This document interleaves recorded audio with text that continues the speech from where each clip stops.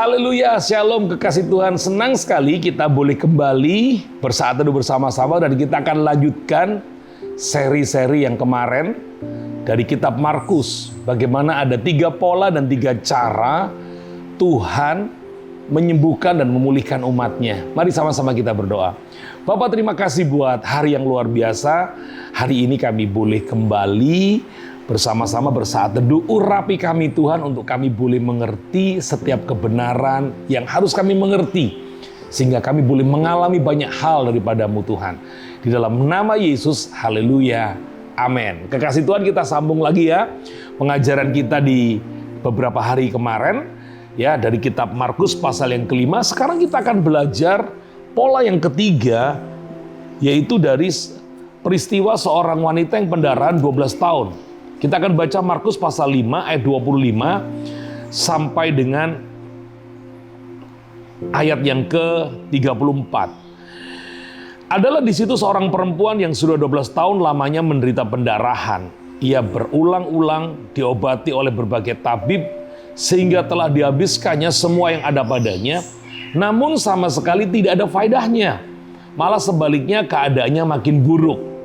Dia sudah mendengar berita tentang Yesus. Garis bawahi kata, dia sudah mendengar berita tentang Yesus. Maka di tengah-tengah orang banyak itu, ia mendekati Yesus dari belakang dan menjamah jubahnya. Sebab katanya, asal ku jamah saja jubahnya, aku akan sembuh. Perhatikan, asal ku jamah saja jubahnya, aku akan sembuh.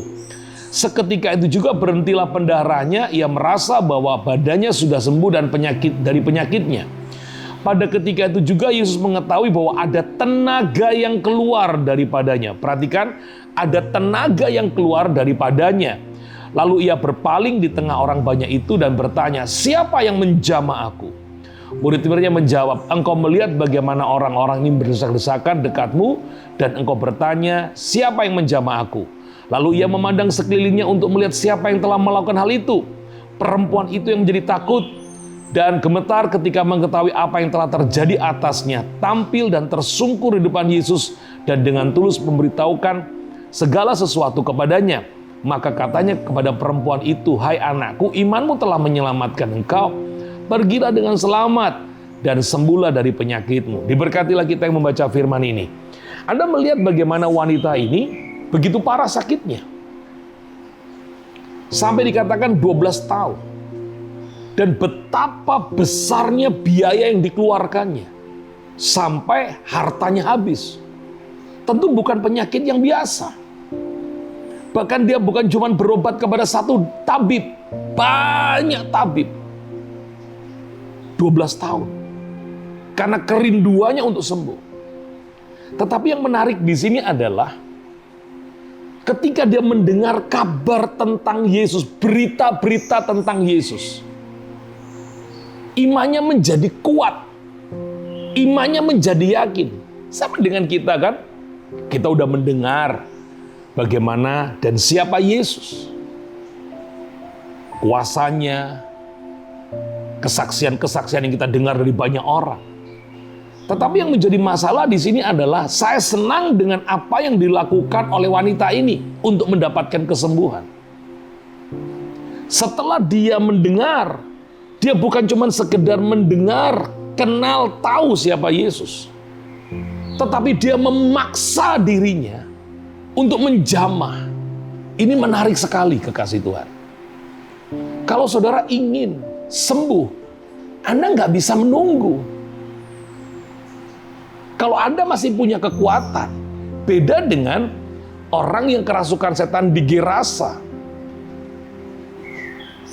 Tidak ada yang peduli dengan dia, atau dia udah dijauhkan dari masyarakat. Tuhan peduli karena ada orang yang berdoa. Tetapi wanita ini Anda lihat, begitu dia tahu siapa Yesus, begitu dia ngerti siapa Yesus, dia datang, dia paksa dirinya.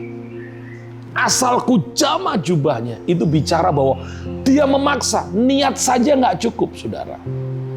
Kalau Anda ingin mendapatkan pemulihan seperti wanita ini, paksa dirimu datang kepada Tuhan Yesus.